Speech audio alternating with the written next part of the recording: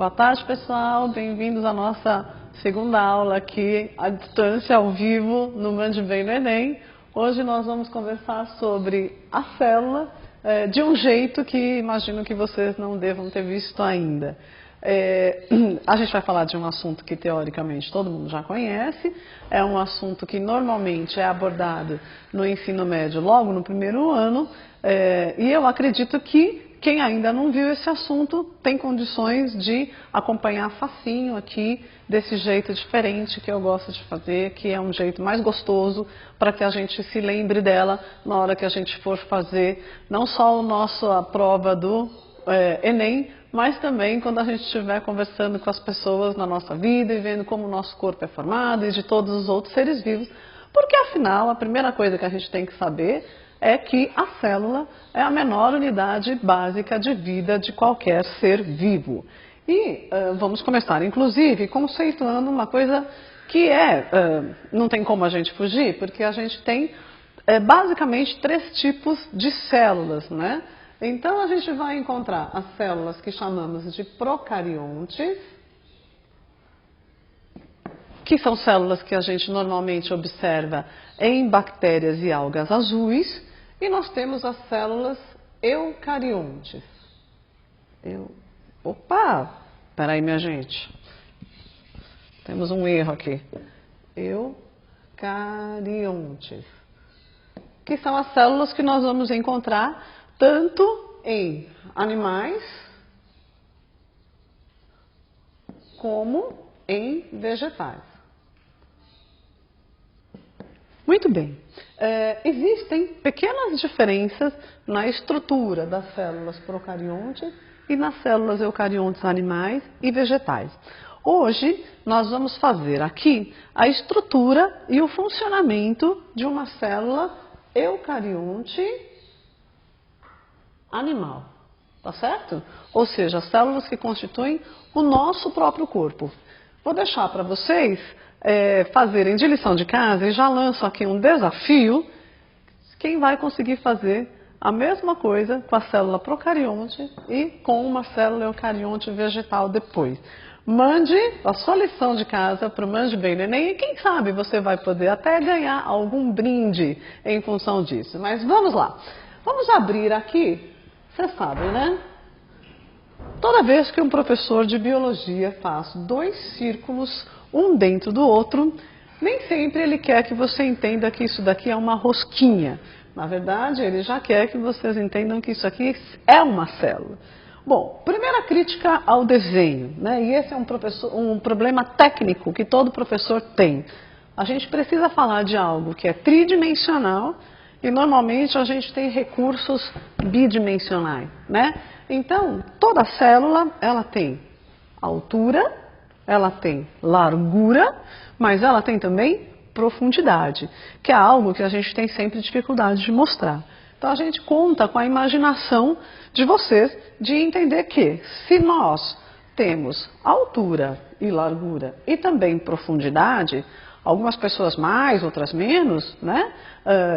Apesar disso, isso significa que as nossas células não podem ser achatadas, né? Elas têm de ter tridimensionalidade.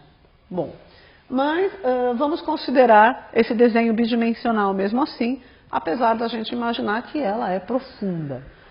Muito bem, quando a gente fala em célula, basicamente, se a gente pergunta quais são as principais partes de uma célula, eu estou ouvindo vocês escreverem aí no chat da nossa aula, vocês estão dizendo para mim assim, que essa parte aqui do meio se chama núcleo, não é isso? Que essa parte aqui, central, se chama citoplasma. E que essa parte de fora chama-se membrana. Eu quero deixar bem claro aqui que essa membrana, ela é uma membrana que tem um sobrenome. Ela é uma membrana plasmática.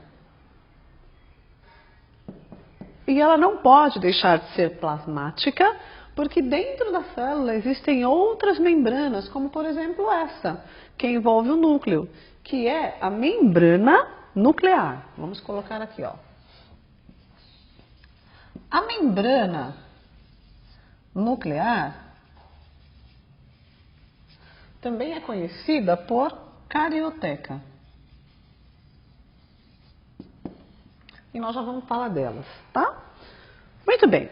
Então, quando a gente começa a falar sobre célula, conhecer essas três partes básicas da célula eucarionte animal é o fundamental, né? Quando a gente fala em célula procarionte, ela não vai ter núcleo, né? Então, células de bactérias e algas. As células vegetais vão ter, além dessa membrana plasmática, uma parede celular aqui por fora.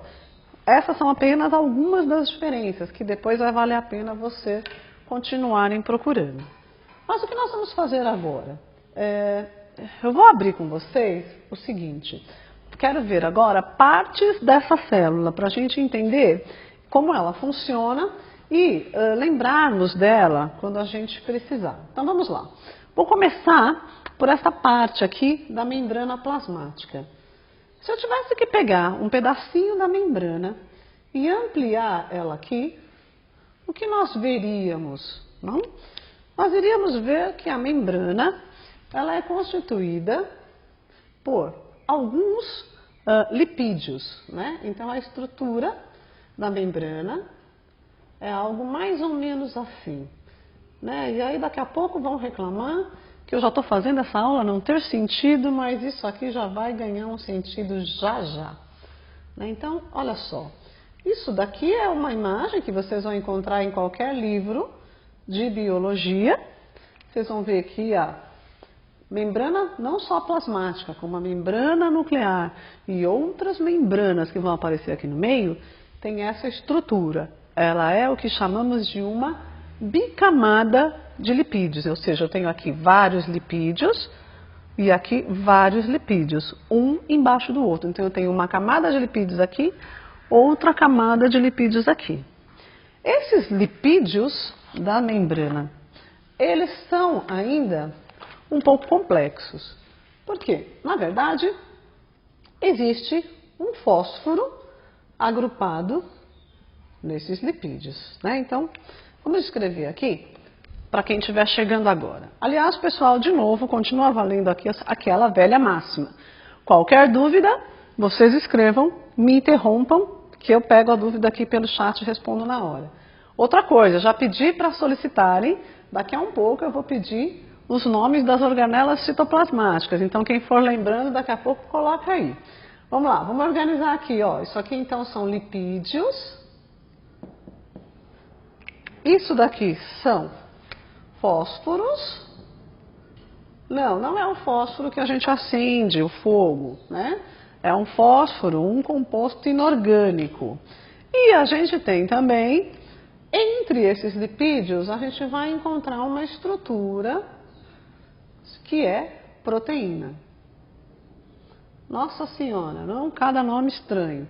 Olha só, algumas proteínas atravessam as duas camadas de lipídios, outras proteínas se ancoram aqui no meio e vêm para fora, outras se ancoram aqui no meio e vêm para dentro da célula. Tá certo? Muito bem. Por que eu estou fazendo isso? Porque o olhar diferente da célula aqui, ele é justamente em termos de como ela é formada. A gente vai se lembrar agora da nossa professora da terceira série, quando ela ensinou para a gente que a pirâmide alimentar, e ela disse para a gente o seguinte, que os carboidratos que estão na base da pirâmide, ou seja, o pão, o açúcar, as massas, né? Então são carboidratos que vão fornecer o quê? Energia para a gente, não é isso? Aí depois ela contou que existe mais acima nessa pirâmide, ela disse que temos também alguns outros alimentos, como manteiga, como azeite, óleos, que vão ser outros alimentos que vão trazer para a gente uma energia, só que na forma de reserva. Ou seja, quando o corpo estiver sem os carboidratos, a gente vai obter a energia através dessa reserva de gorduras.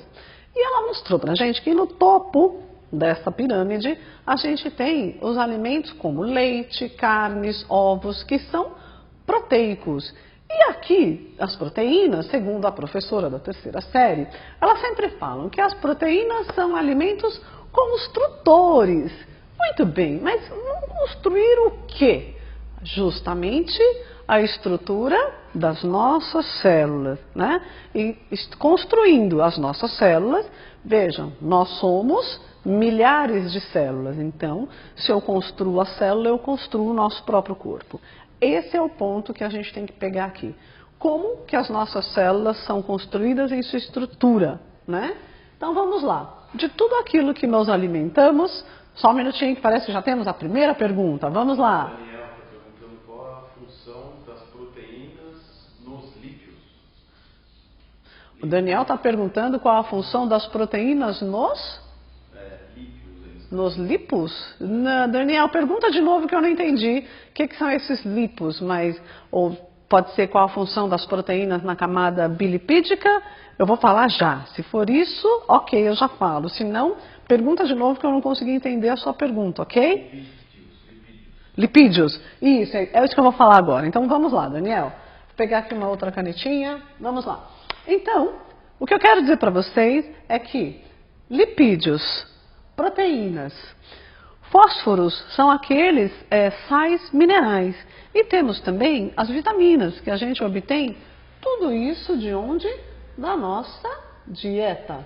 Tá certo?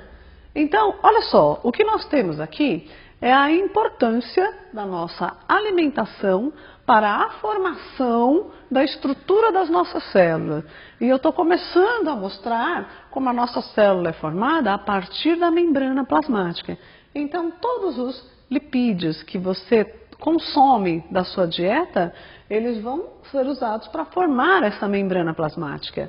Então, se você é uma daquelas meninas lindíssimas, magrinhas, que tem aquela maravilhosa ideia de que não pode comer nada de gordura para não engordar, eu vou dizer, minha querida, não faça isso. Por quê? Você precisa de lipídios, porque senão você não constrói suas células. E sem células você não tem o seu corpo inteiro, né?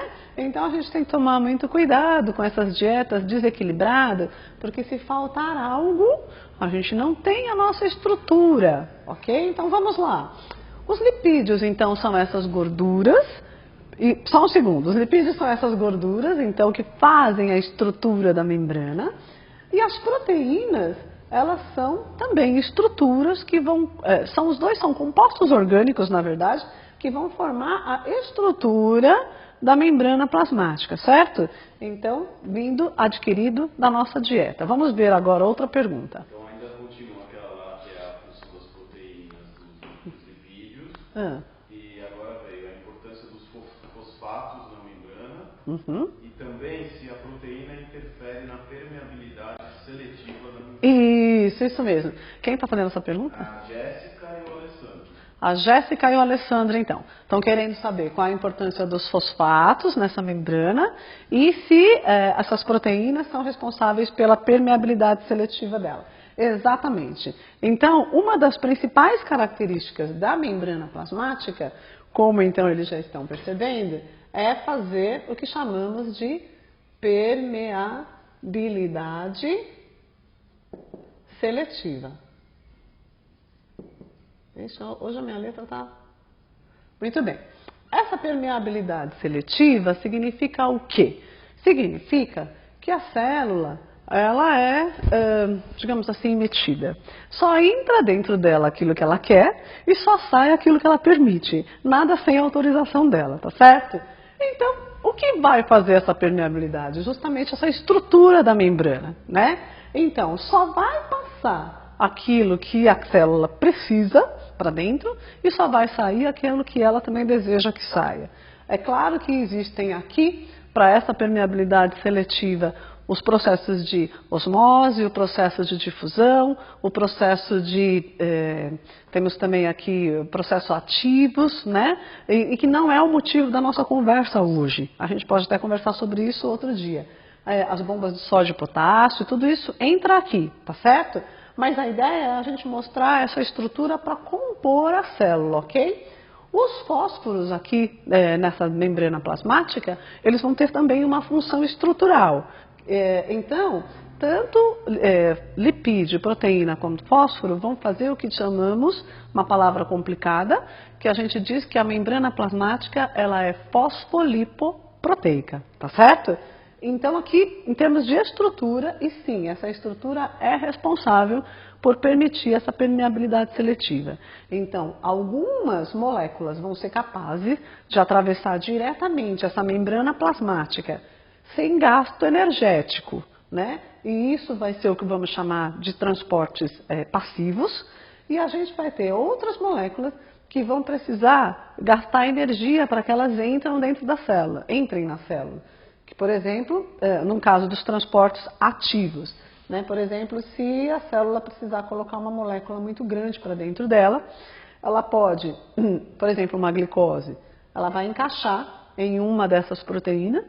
Essas proteínas aqui, elas vão então agora mudar a sua conformação estrutural, e para isso ela gasta muita energia, e ela vai fazer uma coisa mais ou menos assim, ó, e roda para dentro e solta essa molécula lá dentro, né? Ao fazer isso, a gente tem um gasto de energia muito grande pela célula, porém essa molécula entra, né?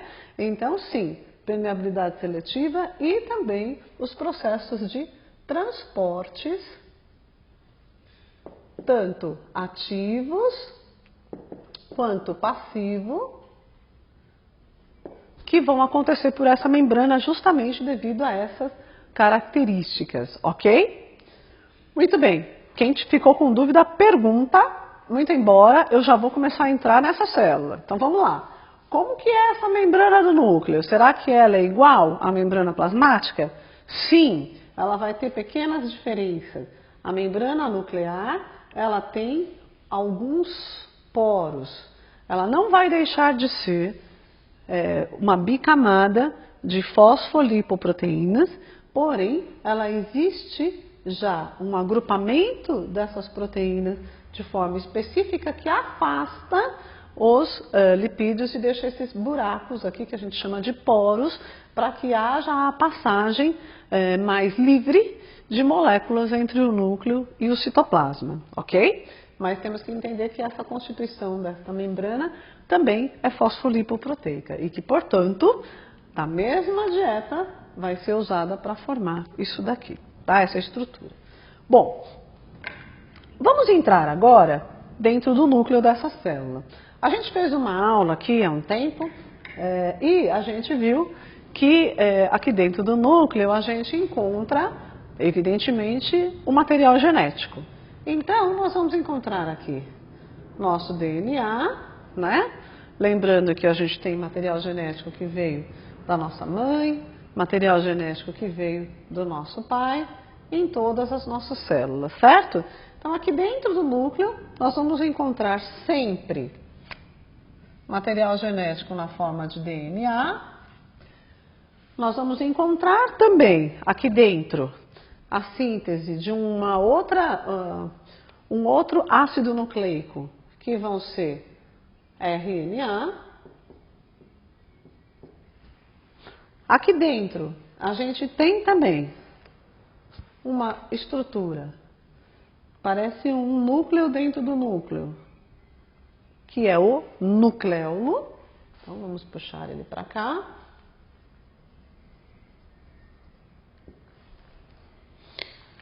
E lembrando que aqui a gente tem também outras substâncias, porque tem algo que ainda não foi falado aqui. Essa célula é seca ou ela é molhada? Vamos lembrar o seguinte, que no nosso corpo a gente tem entre 98% a 99% de água. Então, aqui dentro dessa célula, o composto orgânico que mais vai aparecer é água. Então, a célula ela é um ambiente aquático, diria meu colega professor de natação, né? Então, o que a gente tem aqui dentro? Água, tanto nesta parte do citoplasma, quanto dentro desta parte do núcleo, que vai constituir essa parte aquosa dentro do núcleo, semelhante ao citoplasma, nós chamamos de nucleoplasma. Deixa eu só escrever aqui que já temos mais uma outra perguntinha. Então, para lá, aqui dentro, a parte aquosa chama-se nucleoplasma. Vamos lá, qual é a pergunta? Vamos ver. O Daniel ainda quer saber sobre o transporte, a diferença de transporte ativo e passivo, e o Patrick, a função do nucleolo. Perfeito. Então, o Daniel quer saber aqui a diferença entre o transporte ativo e passivo, né? Então, vamos lá, Daniel, de um jeito bem simples. Transporte ativo vai ser todo o transporte. O que significa esse transporte, né? O carregamento de compostos, sejam eles orgânicos ou inorgânicos, de fora da célula para dentro dela, tá? Ou de dentro dela para fora dela. Isso são os transportes, o carregamento de moléculas, tudo bem? Isso é transporte. Muito bem. Quando o carregamento de moléculas for algo natural para a célula, por exemplo, a própria água que nós estamos falando agora. A água, ela atravessa essa membrana plasmática livremente. E isso não requer que a célula faça esforço algum. Então, não há gasto energético. Então, isso significa que esse transporte, ele é do tipo passivo. Porque ele, desculpa, talvez eu devesse ter colocado aqui antes. Então, não tem gasto de energia, tá certo? Então, toda vez que a gente tiver moléculas atravessando a membrana plasmática livremente, ou nem tão livre assim, dependendo de gradientes de concentração, a gente vai ter o que chamamos de um transporte passivo que não envolve gasto de energia. Todas as vezes em que a célula precisar colocar para dentro dela uma molécula que já não faz essa passagem tranquilamente e que ela precisar gastar energia, né? Então, quando houver gasto de energia, aí nós vamos dizer, como foi o exemplo que eu citei aqui, né? Quando a gente tem uma molécula que precisa grudar na parte proteica da membrana e a proteína muda a sua conformação para colocar essa molécula para dentro da célula, aqui temos um gasto de energia, né? Então nós vamos dizer que esse tipo de transporte, ele é ativo. Tá certo? Então, basicamente a diferença entre eles é, no passivo não temos gasto de energia e no ativo temos gasto de energia, ok? Segura aí que eu já volto a falar um pouco mais dessas energias. E temos mais uma outra pergunta de quem é Patrick? Daniel. Ai, desculpa, então aquela... Daniel, esse do transporte, o Patrick é isso, e o Patrick está querendo saber a função do nucleolo. Muito bem, Patrick. Então, o nucleolo, ele é uma estrutura que fica localizada aqui no núcleo da célula e ele é responsável por organizar toda a cromatina, ou seja, todos os cromossomos que estão aqui dentro da célula.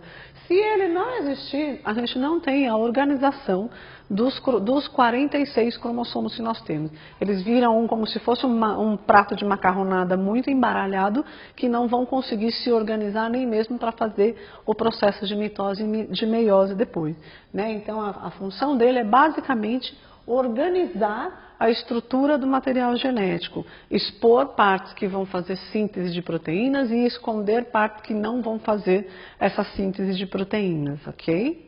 Vamos lá, mais uma pergunta. Estou adorando essa interação de vocês. A Jéssica, gostaria de saber se o interior do núcleo tem alguma semelhança com o citoplasma em relação à composição e aspecto. Isso. A Jéssica quer saber se o interior do núcleo tem alguma semelhança com o citoplasma em relação ao aspecto e composição. Sim, tem toda a semelhança. Vejam, a membrana do núcleo é vazada. Então, todo o material que nós temos aqui, ele vai aparecer aqui dentro, exceto por moléculas muito grandes.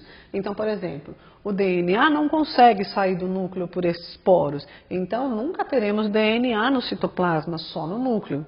Mas, por exemplo, o próprio RNA, ele sai, né? Então, sim, a gente vai encontrar esse RNA tanto aqui dentro quanto aqui fora. Isso nós estamos falando com relação a estruturas maiores. Se a gente, daqui a um pouquinho, eu vou colocar uma mitocôndria aqui, por exemplo, né? Uma mitocôndria nunca vai conseguir atravessar esse espaço desses poros para essa membrana. Então, também não é possível, né? Então, são diferenças, sim. É diferente o núcleo do citoplasma? Bastante. Agora, e com relação à sua parte líquida, que acho que é esse o ponto da pergunta da Jéssica, né? Com relação à parte líquida, ó, temos água, tanto aqui quanto aqui. E essa água está circulando com o quê? Com vitaminas, sais minerais, proteínas, lipídios, também carboidratos. Todos eles vão circular livremente aqui na célula, né? E se não tiver tudo isso, a gente não vai ter a função dela trabalhando e mantendo ela direitinho, como ela deve ser nessa fase em que ela está, que nós estamos desenhando aqui, que é uma fase de intérfase, né? Outra coisa que ainda não pontuei. Então, essa célula é interfásica, né? Então, essa não é uma célula que está fazendo mitose nem meiose. É uma célula que está fazendo suas funções vitais normalmente, né? Ela não está pensando em se reproduzir nesse momento, ok? Bom, então, dentro do núcleo, acho que eu respondi a pergunta da Jéssica, né? Dentro do núcleo, nós temos então, relembrando, ácidos nucleicos, né? DNA, RNA, temos o nucleolo, e temos esse nucleoplasma que vai conter então água, sais minerais, lipídios, vitaminas, proteínas e carboidratos. Vamos lá. Felipe quer saber qual a função do RNA. Uhum. E o Neto queria saber se a membrana também é chamada de mosaico fluido. Uhum. Então vamos lá. O Felipe quer saber qual a função do RNA. Felipe, segura aí que eu vou mostrar direitinho ele trabalhando já já. E o Neto quer saber se a membrana ela é também mosaico, chamada de mosaico fluido. Perfeito. Neto, na verdade, esse desenho da membrana que eu fiz, ele é o desenho do modelo do mosaico fluido, sim. Né? Por quê? Quando a gente fala em membrana plasmática, os professores eles tendem a explicar a história da descoberta da membrana. Então, alguns cientistas descobriram primeiro que ela era de um jeito, depois de outro jeito, depois de outro jeito, e o jeito que a gente entende que mais combina até hoje é o modelo do mosaico fluido mesmo. Né? Que, além de permitir essa permeabilidade seletiva, essa membrana, o que significa o mosaico fluido? O mosaico é o fato de você ter lipídios e proteínas nela, né, com os fósforos acoplados. E o que é o fato de ser fluido que dá o nome a esse modelo? É que eu realmente ainda não falei, então a sua pergunta foi fundamental. Porque esses lipídios e essas proteínas não são fixos, não estão parados. Mas imagine que isso daqui se movimente pela membrana. Tá certo? Então, esse lipídio está aqui nesse momento, esse aqui, essa proteína aqui no meio.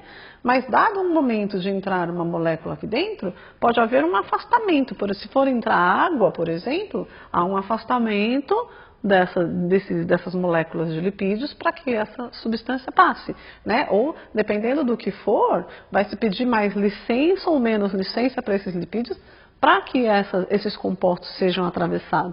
Então, a gente tem, o que se entende pela fluidez do modelo do mosaico? É que isso daqui está sempre se movimentando. Então, essa proteína que está agora aqui, nessa membrana, daqui a 5 segundos ela já pode estar aqui, né? Porque isso aqui se movimenta, é fluido, não é parado.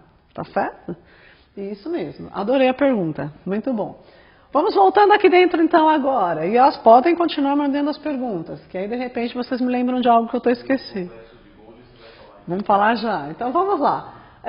Sabendo então que nós temos aqui dentro, então a maior quantidade de água e aqui no citoplasma também, então vamos abrir agora quem é o citoplasma. Bom, e essa nossa lousinha já está de novo ficando pequena, mas vamos lá.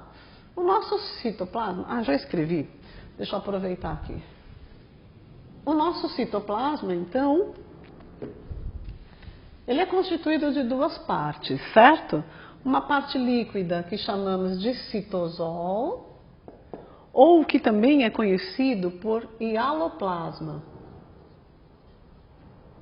Isso daqui é sinônimo, pessoal, tá? É a parte líquida do citoplasma, então onde vai ter aí água e esses compostos orgânicos e inorgânicos que estão boiando junto, tá? Quem são esses compostos orgânicos e inorgânicos? Orgânicos vão ser carboidratos, lipídios e proteínas. Quem são os compostos inorgânicos? Vão ser os sais minerais e as vitaminas. Muito bem. Então, sais minerais, vitaminas, proteínas, lipídios e carboidratos, todos esses compostos, mais água, né, que não deixa de ser um composto aqui orgânico, a gente vai ter então formando essa parte líquida do citoplasma, que é o citosol ou o hialoplasma. E dentro do citoplasma a gente tem ainda, né, então são duas partes, a parte líquida e a parte sólida, que são as constituídas pelas... só um minuto, que hoje essa minha letra está realmente... A parte sólida vai ser constituída pelas organelas citoplasmáticas.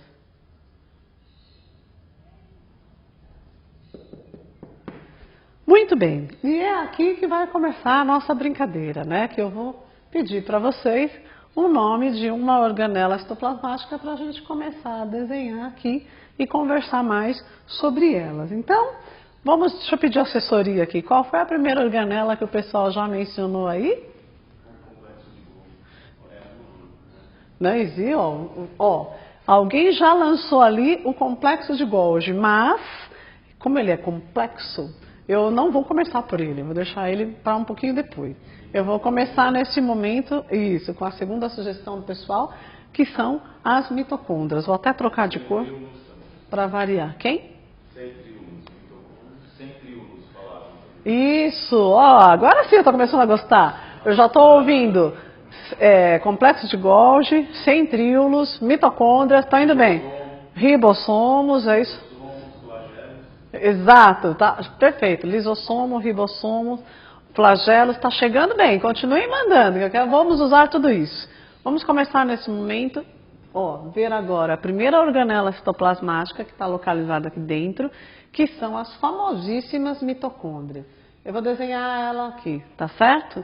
Então vamos lá. Uma mitocôndria tem um desenho mais ou menos parecido com isso, né? Muito bem. Na verdade, qual é a constituição da mitocôndria? E é aqui que eu quero conversar com vocês, que essa célula vai ficar um pouco diferente do normal.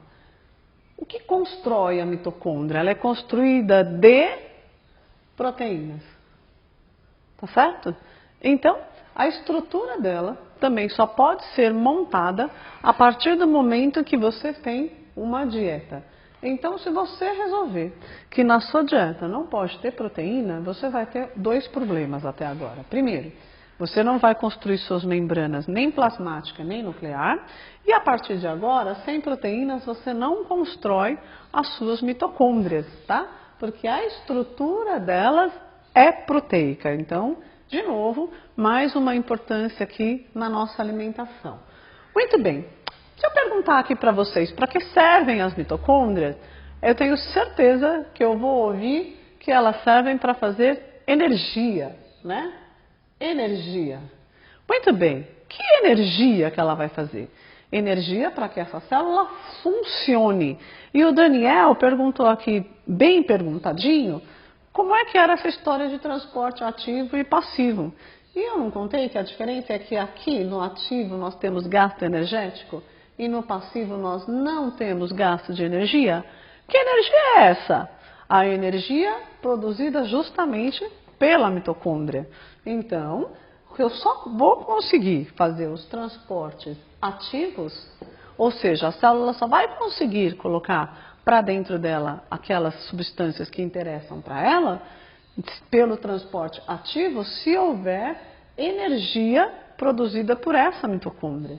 Então, vejam que importante, essa energia produzida pela mitocôndria é responsável por fazer um tipo de transporte entre essa membrana, tá certo? Muito bem. Como que essa energia é formada? Agora pega, hein? Porque nós temos aqui uma parte meio bioquímica, né? Então, para a energia fazer mitocôndria, para a mitocôndria fazer energia, o que ela precisa? Ela vai precisar de, primeiro, de novo da dieta. Ela vai precisar de glicose, carboidratos, macarrão, pão, vão todos se transformar em glicose no nosso corpo. E essa glicose, então o que está acontecendo aqui? Você comeu, acabou de almoçar. E aí, então, aquele arroz que está no seu estômago está sendo degradado. No seu intestino, ele vai ser absorvido. Aí, lá do intestino, ele é absorvido para a corrente sanguínea. Na corrente sanguínea, ele circula o seu corpo inteiro e agora ele já está na forma de glicose. E aí, ao passar do lado da célula, ele vai passar como do lado da célula? Vai passar agora, ó, por um vaso sanguíneo. Tudo bem? Então, está passando aqui, ó, a sua glicose que você acabou de comer. Por isso que algumas pessoas já estão até com sono, né? Porque já está faltando oxigênio lá no cérebro, porque tem muita glicose aqui nesse sangue. Muito bem, então o que aconteceu? Aqui, essa glicose toda vai passar pela membrana. Muito bem, a glicose entra aqui? Entra. Entra sim, ainda que eu precise desse gasto energético aqui para colocar a glicose para dentro da célula. Então, toda a glicose vai entrar e toda a glicose que chegar na célula, seja por qualquer um dos lados, que vai ter, né, vaso sanguíneo passando, então a glicose vai chegar aqui e vai vir aqui até a mitocôndria. Então, ela vai precisar de glicose. Só que a mitocôndria, ela precisa de glicose, mas não só. Ela vai precisar também de um outro composto. Ela vai precisar também de oxigênio. E aí eu pergunto para vocês, de onde vem o oxigênio que a mitocôndria vai precisar? Vem da sua respiração. Então, inspiramos, o ar vem pelo nariz, boca, pulmões. Nos pulmões faz um processo interessante que é a hematose, né? E esse oxigênio vai literalmente, entre aspas, pular para os capilares sanguíneos e aí então ele vai circular pelo sangue também, carregado agora por hemácias. E aí as hemácias vão trazer o oxigênio também para todos os vasos sanguíneos e eles vão chegar aqui nas nossas células. E ao passar pela célula, as hemácias perguntam, células, vocês estão precisando de oxigênio? Aí elas vão dizer sim. E aí, então, as hemácias jogam o oxigênio para dentro da célula. Esse oxigênio também vai vir parar aqui na mitocôndria. Então, vamos colocar aqui O2. Vamos lá, temos uma pergunta agora. O Daniel está perguntando, então, se isso explica aquele sono que sentimos depois de almoçarmos. Exatamente. E além dele, tem o Neto, que está perguntando a diferença de organelas membranosas e não membranosas. Isso. O Tiago quer saber se todas as organelas dependem da mitocôndria. Uhum. E a Clarice quer saber a relação da mitocôndria com a teoria endossimbiótica. Meu Deus, quantas perguntas! Então vamos lá. Primeiro, o Daniel fez uma afirmação positiva, a gente costuma sentir sono mesmo depois das alimentações, justamente porque a gente tem um baixo aporte de oxigênio para o cérebro, porque o sangue se concentra no estômago para poder absorver todos os nutrientes da nossa dieta, então isso é comum, é normal, não é um problema de aluno que está estudando para o Enem, não, todo mundo acontece isso. Vamos devagar, tem mais 3 perguntas, vamos de novo. Tá, então a primeira é a diferença das organelas membranosas e não membranosas. Tá, o Renato quer saber... Hã? Neto. O Neto, desculpa, quer saber a diferença entre as organelas membranosas e não membranosas. Eu vou desenhar todas elas aqui, Neto, e eu vou lembrar de te pontuar isso. Então, por exemplo, a mitocôndria é uma organela não membranosa. Ela não é constituída por membranas, ok? Tanto que a estrutura dela é toda proteica, tá? Ela não vai ter lipídios em sua estrutura. Então, vamos segurar essa parte por aqui, eu já te conto todas as outras. Vamos lá, o que mais? Tiago quer saber se todas as organelas dependem das mitocôndrias. Tiago quer saber se todas as organelas dependem da mitocôndria? Dependem, e é isso que eu quero mostrar aqui também com bastante clareza quando todas elas estiverem aqui. Perfeito, dependem sim, porque ela produz energia, e sem energia nenhuma delas vai rodar, tá certo? Vamos lá, o que mais? A Clarice quer saber qual a relação da mitocôndria com a teoria endossimbiótica. Perfeito, e a Clarice quer saber a relação da mitocôndria com a teoria endossimbiótica. Agora sim, eu vou responder essa porque essa eu não falaria normalmente. Então vamos lá, Clarice, é assim. A teoria endossimbiótica é uma teoria de evolução da vida no planeta, né? Então acreditava-se que os primeiros seres vivos que existiram no planeta eram bactérias. né? E que essas bactérias, elas capturavam da nossa atmosfera o gás carbônico e elas liberavam para a nossa atmosfera o oxigênio. E que com o passar dos anos, a atmosfera passou a ter mais oxigênio do que gás carbônico. E por isso que a gente conseguiu ter a origem dos demais seres vivos dependentes de oxigênio, como é o nosso caso dos seres humanos, né? Então, sim, o que se acredita é que a própria mitocôndria, ela seja em termos evolutivos, que ela seja uma bactéria que foi incorporada dentro de nossas células, né? E por que se acredita isso? Por um detalhe que eu também não falei aqui, mas que agora já é de um aprofundamento maior, dentro de todas as mitocôndrias a gente também tem um DNA. Só que ele é um DNA diferente desse aqui, ele é um DNA circular, como é o DNA que aparece em bactérias. Então nós temos mesmo muita evidência de que as mitocôndrias poderiam um dia ter sido uma bactéria que foi incorporada em nossas células ao longo do processo evolutivo, né? Então sim, tem a ver com a teoria endossimbiótica, sim, né? Muito bem. Tem mais alguma pergunta por enquanto? Então vamos lá. Estou adorando. O Ellison está perguntando se o oxigênio é passivo. E também a Jéssica está perguntando qual a relação de ATP com o uso da glicose pelas mitocôndrias. Perfeito. Então vamos lá. Se o oxigênio entra passivamente na célula, sim, ele vai entrar. Ele vai ter passagem aqui tranquila. E se o quê? Qual é a outra? A outra é a relação da produção de ATP com o uso de glicose pelas mitocôndrias. A produção de ATP, então é isso que eu vou falar agora. Então vamos lá. A gente tem aqui, sempre que então o que eu quero focar, mostrar aqui com bastante ênfase para você, é que esses processos são integrados. Porque assim, a parte mais legal é a gente lembrar que a gente não respira e nem se alimenta para pôr ar nos pulmões e nem comida no estômago, não é isso.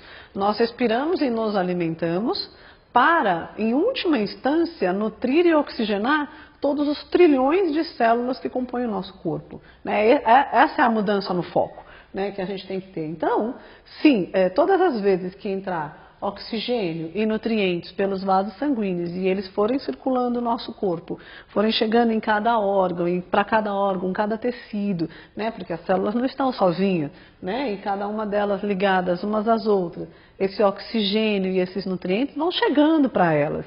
Isso sim é a grande verdade. E todas as vezes que, então, a gente respirar e se alimentar para levar oxigênio e nutriente para as nossas células, todas as glicoses e todos os oxigênios vão chegar até a mitocôndria e haverá aqui dentro um processo bioquímico. Aliás, aqui dentro da mitocôndria a gente tem panos para muitas mangas de muitas aulas. Existe uma matéria inteira chamada bioquímica que fica estudando aqui de 6 meses a 1 ano só para explicar como a mitocôndria é capaz de gerar energia, né? E basicamente o principal processo dela é esse que eu estou explicando para vocês. Toda a glicose vai se unir a um oxigênio. Quando a mitocôndria juntar a glicose com o oxigênio, ela vai formar o que chamamos de ATP. E ATP é a energia da célula, né? Adenosina trifosfato é a energia da célula, e toda vez que então a glicose se une ao oxigênio, forma ATP e libera água, tá certo? E água, como é natural da nossa célula, não vai ser nenhum grande problema ter sobrando aqui nesse momento, né? Então sim, todas as vezes que a gente tiver então essa oxigenação e essa água que está chegando da nossa dieta e da nossa respiração, nós vamos ter então a formação de energia na forma de ATP pela mitocôndria. Então essa energia que é esse ATP, do exemplo que nós já vimos aqui, vai ser a energia empregada para colocar moléculas para dentro da célula, por exemplo. Mas não só, existem vários outros processos que acontecem aqui dentro, que a gente vai ver com as próximas organelas, que são dependentes de energia, sim. E é por isso que eu já vou agora colocar aqui mais uma dessas organelas. Então vamos lá, qual foi a outra organela que o pessoal falou aí? Ribossomo. Pode ser, vamos pôr os ribossomos aqui. Então vamos lá. ribossomos são organelas famosas aqui, né? Então, estou desenhando aqui dois ribossomos. Deixa eu só marcar aqui para a gente não se perder, caso alguém chegue depois. Então, aqui a gente tem mitocôndria.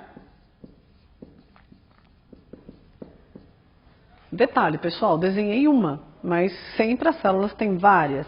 Aliás, existe aqui uma diferença interessante. Por exemplo, né? Eu vou desenhar aqui todas as organelas citoplasmáticas. E todas as células têm algumas delas, não tem uma só. E dependendo de qual célula no nosso corpo, de qual tecido, de qual órgão, a gente vai ter mais de um tipo de organela do que de outro. Por exemplo, uma célula muscular, ela gasta muita energia. Mas se a gente imaginar um Bolt correndo, aquelas células musculares dele gastam muito ATP. Então, aquelas células musculares dele têm que ter muito mais mitocôndria para produzir bastante ATP, muito mais mitocôndria do que uma célula epitelial, né? Uma célula epitelial gasta energia, gasta, mas menos do que uma célula muscular.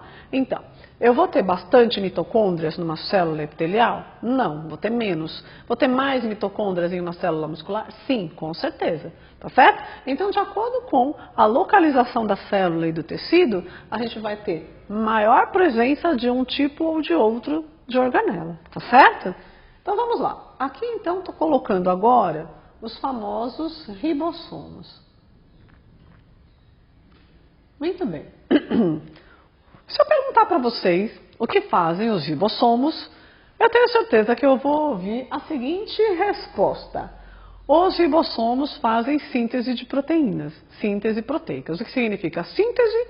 Produção, né? Então, os ribossomos fazem proteínas, produzem proteínas. Mas espera aí, até agora eu não estou dizendo que a gente está obtendo proteínas da dieta? Sim, mas acontece que nós todos obtemos proteínas da dieta, assim como produzimos proteína internamente, por meio dos ribossomos, ok? Então vamos ver, como é que os ribossomos produzem proteína? A gente já conversou um pouco sobre isso na outra aula, mas vamos lá. Basicamente é assim, né? A gente vai ter um DNA, esse DNA ele vai se desenrolar na altura de um determinado gene que interessa a célula, e aí, ao desenrolar, ele vai expor um código aqui, né? O código de adenina, timina, citosina e guanina, e esse código vai dar a produção de um RNA, que é um RNA agora conhecido por RNA mensageiro. Esse RNA sai pelos poros desses núcleos, ele é de um tamanho que permite a passagem, e esse RNA vem aqui nos ribossomos, ok? Quando ele chega aqui nos ribossomos, ele traz códigos, né? Códigos, que são códigos correspondentes aos códigos que a gente herdou dos nossos pais. Muito bem. Então, o que vai acontecer aqui? De acordo com a informação que eu herdei, eu vou produzir a minha proteína. Como? Porque aqui eu vou ter um código de letras, que eu não vou especificar aqui agora nesse momento, mas a gente vai ter, de acordo com esse código, o encaixe de um outro tipo de RNA, que é o RNA transportador. Então, aqui em verde nós temos o RNA mensageiro e aqui em vermelho o RNA transportador. Ao encaixar, de acordo com o código, os RNAs transportadores aos mensageiros, a gente vai ter a união desses aminoácidos aqui, que os RNAs transportadores trazem, né? Então, ao unir esses aminoácidos que estão chegando pelos RNAs transportadores, a união de aminoácidos, e eu vou ter vários, né? Porque eu vou ter vários ribossomos, eu vou ter vários RNAs transportadores encaixando, isso tudo junto vai me dar um monte de aminoácidos juntos, e aí eu vou ter o conjunto de aminoácidos, uma proteína. Certo? A gente conversou sobre isso na outra aula, mas vamos lá. Só para relembrar ainda mais como fica o negócio. Se do lado de cá eu tenho adenina, timina, citosina, então no RNA nós vamos ter o quê? O encaixe de uracila, né? Porque o RNA não tem a timina, lembram-se disso? Se eu tenho timina aqui, eu vou encaixar a adenina. Se eu tenho citosina, eu vou encaixar a guanina, certo? Muito bem. Ao trazer esse código para cá, UAG, eu vou ter obrigatoriamente aqui embaixo, no nosso RNA transportador, um código correspondente. Então, ele vai ser, por exemplo, AUG, tá certo? Se eu trouxer um outro código para cá, vai encaixar um RNA transportador diferente, trazendo um aminoácido diferente. E aí o conjunto desses aminoácidos que são trazidos vão nos dar a nossa proteína, de acordo com quem? Com o nosso código, tá certo? E aí vocês me perguntam, da onde vêm esses aminoácidos? E eu digo para vocês de novo, eles vêm da nossa dieta, tá certo? Então, da nossa dieta vão vir proteínas inteiras e vão vir aminoácidos. Então, onde é que está o melhor exemplo de aminoácido para a gente se lembrar? Está naquele pessoal que gosta de ir para a academia. Aí vai e toma aqueles suplementos cheios de aminoácido. O que significa isso? Significa que você vai abastecer sua célula com aminoácidos que poderão ser utilizados na síntese de novas proteínas depois que você destruiu, literalmente, sua célula muscular no seu treino. Tá certo? Então, o objetivo aqui é recompor, nesse caso desse exemplo, as proteínas perdidas nas suas células, tá? Vamos ver, temos mais uma pergunta aqui. Marcos, qual a diferença do RNA ribossômico e do ribossomo em si? Perfeito. Bem lembrado, Marcos. Qual a diferença entre o RNA ribossômico e o ribossomo em si? Então, legal. Eu vou responder sua pergunta aqui no cantinho. Dá para vir para cá? Então, olha só. Aqui eu tenho o ribossomo. Ele é constituído por duas subunidades. Só que o ribossomo, como tinha me perguntado um outro aluno, eu não lembro se foi o Daniel ou o Neto, que queria saber quais eram as organelas que eram membranosas e as não membranosas. Eu não lembro quem me perguntou, mas enfim, o ribossomo também é uma organela não membranosa. Ele é constituído do quê? Ele é constituído de um RNA que fica aqui dentro, então ele tem um RNA aqui dentro e proteína. Que RNA está dentro dele? RNA ribossômico. Tá certo? Então, todo o ribossomo, ele é constituído de duas coisas, RNA e proteína. Qual é o RNA dele? RNA ribossômico. Tá? Então, a gente tem nas nossas células 3 tipos de RNA. A gente vai ter o RNA mensageiro, que é copiado aqui do DNA. A gente vai ter o RNA transportador, que é o que vai trazer os aminoácidos que nós obtemos da nossa dieta, nesse momento, e vai ser constituído também pelo RNA ribossômico, que vai ser utilizado para produzir os ribossomos. Então, os ribossomos também são organelas não membranosas, constituídas unicamente de RNA ribossômico e proteínas, certo? Temos mais perguntas aí ou ainda não? Legal, quem tem pergunta, escreve, pessoal. Vamos agora, eu acredito que esse processo de síntese proteica, ele, claro, ele é cheio de maiores detalhes, né? É possível ficar aqui uma aula inteira só falando sobre ele, mas não é o nosso objetivo ficar hoje falando só sobre esse processo, tá? Quem tiver dúvida, escreve, mas basicamente o processo é esse. A gente tem o DNA, esse código do DNA é copiado para RNA mensageiro, ele entra no ribossomo e traz o encaixe dos RNA transportadores com os aminoácidos, e o conjunto dos aminoácidos forma nossas próprias proteínas de acordo com a informação genética que herdamos dos nossos pais. Vamos ver qual a próxima pergunta. Stephanie, qual é a consequência para a célula da falta de alguma proteína ou nutriente? Perfeito. Algum exemplo disso também. Uhum. Tá, perfeito. A Jéssica está perguntando qual a desculpa, Stephanie. Está perguntando qual a consequência para a célula da falta de uma proteína. A consequência para a célula pode ser desde algo muito simples, como pode ser algo fatal, Jéssica. Então, por exemplo, vamos supor, essa proteína aqui, né? Essas proteínas que são produzidas aqui pelos ribossomos, elas podem ser justamente essa proteína que está aqui na membrana, né? Ela pode ser a proteína que vai construir a mitocôndria, né? Então, se for uma proteína que vai construir a membrana, vamos supor, se eu não tiver o código, né, para produzir essas proteínas que atravessam a membrana, eu não consigo ter membrana. Se eu não tiver membrana, eu tenho célula? Não, ela vai ser desmontada completamente, né? Então, dependendo de qual for a falha no gene e dependendo de qual for a proteína que não foi produzida, pode ser fatal para a célula ou não.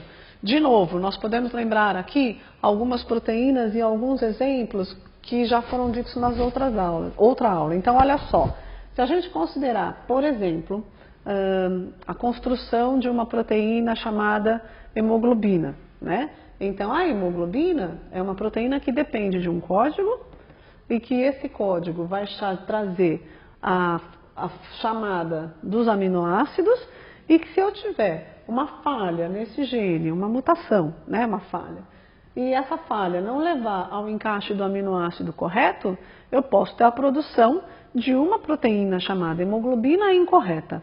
Se essa proteína hemoglobina for incorreta, ela pode não ser capaz de, dentro das hemácias, se essa célula fosse uma hemácia, ela pode não ser capaz de capturar nem o oxigênio nem o gás carbônico. E aí a célula não vai morrer por causa disso, mas a pessoa pode ter uma anemia por causa disso, né? Então existem várias consequências das falhas ou dessas mutações no DNA que levam a falhas na síntese de proteínas. Então pode ser desde não ter a estrutura da célula até a gente ter uma doença genética, como a gente pode ter também, sei lá, não está fazendo uma proteína que seja essa proteína apenas, mas isso não é fatal. Então a célula pode continuar construída com outras proteínas, menos com essa. Como, por exemplo, vamos dar mais um exemplo prático. A gente tem tipo sanguíneo. Se a gente falar, tipo sanguíneo são tipo A, tipo B, tipo AB e tipo O. Quem é o tipo A? Vai ser uma pessoa que tem em suas hemácias essa proteína aqui é a proteína do tipo A. Então, o código genético que está vindo aqui está dizendo que vai ter que fazer proteína tipo A e que essas proteínas são proteínas aqui da membrana plasmática, ok? Se a outra pessoa, como eu, é sangue tipo B, o código que está aqui dentro do DNA ele é um pouco diferente. Ele vai pedir para trazer aminoácidos diferentes. E aí a proteína que vai ser formada aqui, ela não é tipo A, ela é tipo B. Tá certo? Bom, pode ser que exista uma pessoa que tenha herdado da sua mãe o gene que é para fazer a proteína tipo A, mas que herdou do seu pai o gene que é para fazer a proteína tipo B. Então o que vai acontecer com essa pessoa? Uma coisa muito interessante, ela vai produzir proteínas tanto tipo B, quanto ela vai produzir proteínas também tipo A, as duas na membrana das hemácias.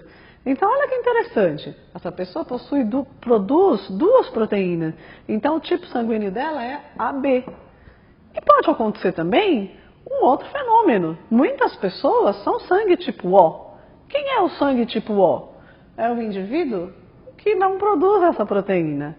Aí você fala, nossa, e aí o que vai acontecer com ele? Ele não tem essa proteína e nem essa. Isso significa, olha, ele não tem, ela não é produzida, ela não é sintetizada aqui e, portanto, eu não vou apagar essa só por uma questão didática que a gente pode precisar dela de novo. Mas o indivíduo não produz a proteína, tá certo? E ele morre por causa disso? Não, ele só tem um tipo sanguíneo diferente, tá certo? Então, a pergunta é perfeita, Stephanie, porque as consequências de uma não produção de uma proteína, elas podem ser as mais variadas, né? Desde ok, até fatal para a célula, até uma doença para o ser humano, ou uma variabilidade da natureza, né? Vamos lá, outra pergunta. E veio meio junto da pergunta dela, que é a consequência do excesso de bebida alcoólica, por exemplo, também... Isso. Aí agora temos uma outra pergunta do Felipe querendo saber sobre o excesso de bebida alcoólica. Bom, na verdade, a célula, em sua composição, ela não precisa de álcool, né? Então, toda vez que o álcool entrar aqui, ele vai promover uma desidratação dela. Então, ela vai acabar perdendo água. Se ela perde água, ela não consegue fazer todas essas funções normalmente. E aí, a gente vai ter toda a variedade de sinais que a pessoa vai acabar apresentando. Então pode ser desde uma tontura, até uma alegria, até o entrar em coma, dependendo da quantidade de álcool que você joga num sistema em que não é dependente de álcool. Pelo contrário, o álcool atrapalha o funcionamento dela, né? Então, basicamente seria isso. E o álcool tem um detalhe aqui, que ele entra pela célula por um transporte extremamente passivo. Então ela não gasta energia nenhuma para ficar encharcada, literalmente. Então, é preciso tomar cuidado, né, do que você vai fazer com esse álcool, porque você pode, em uso abusivo de álcool, inclusive, ele é capaz de atravessar não só a membrana plasmática, como também a nuclear, e, inclusive, a gente tem informações de que ele é capaz de lesionar o DNA. Se ele lesiona o DNA, ele vai produzir proteínas incorretas.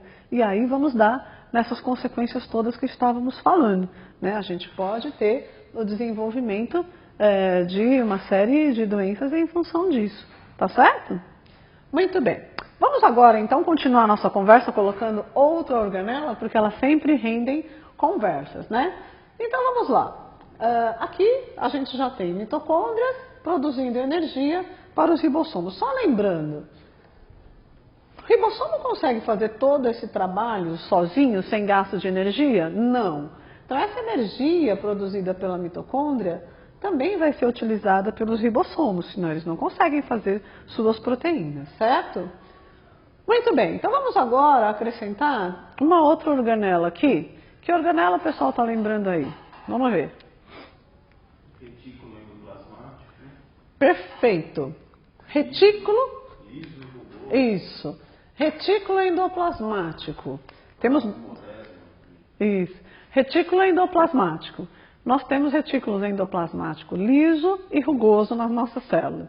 Eu vou começar essa conversa falando agora sobre o retículo rugoso.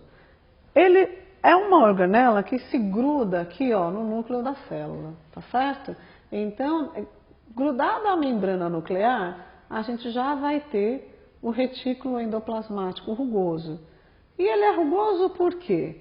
Porque ele tem uns ribossomos associados, né? Então, a gente vai ter os retículos endoplasmáticos rugosos, mais ou menos assim. Então, retículo endoplasmático rugoso. Também conhecido, pessoal, por retículo endoplasmático granular, né? Porque vamos chamar esses ribossomos aqui também de grânulos nesse retículo. Então, olha só, o que são os retículos? Eles são sáculos, aí aqui, de novo, não me lembro quem me perguntou, mas essa daqui é uma organela que sim, ela é membranosa, tá? Então eu tenho as membranas formando sáculos, que são esses sáculos que são o retículo, e associados a esses sáculos nós temos os ribossomos. Então quem é o retículo endoplasmático rugoso? Nada mais, nada menos do que uma membrana formando um sáculo achatado com ribossomos associados. Aí aqui é o seguinte, se a gente tem uma organela que é uma membrana formando um sáculo e que tem ribossomo associado, a minha pergunta é, a gente já sabe para que o ribossomo serve, não sabe? Ribossomo não faz proteína? Então, se eu tenho uma outra organela com um ribossomo associado, qual será que deve ser a função dela? Evidentemente, produzir proteínas também. E é isso mesmo. Então, o que acontece aqui? Esta organela membranosa, ela também é formada por... Ela não é uma membrana? Qual é a constituição da membrana da célula? Modelo mosaico fluido. Então, a membrana da célula é lipoproteica. Então, como que é a membrana desse retículo? Desse jeito. Constituído por lipídios, fósforos e proteína. Então, de novo, constituído por compostos orgânicos e inorgânicos adquiridos da nossa dieta. E agora a gente já sabe que algumas proteínas são produzidas dentro da célula. Então, a proteína produzida aqui pelo ribossomo pode ser uma proteína que vai ajudar a fazer a própria estrutura do retículo endoplasmático rugoso? Sim. O ribossomo não é construído de RNA ribossômico e proteína? Da onde vem essa proteína que constrói ele? Pode vir tanto da dieta quanto pode vir de um código genético que o construiu, tá certo? Então vamos lá. Como é que o retículo endoplasmático rugoso ele também sintetiza proteína? Sintetiza porque a gente vai ter o mesmo processo que a gente tem nos ribossomos.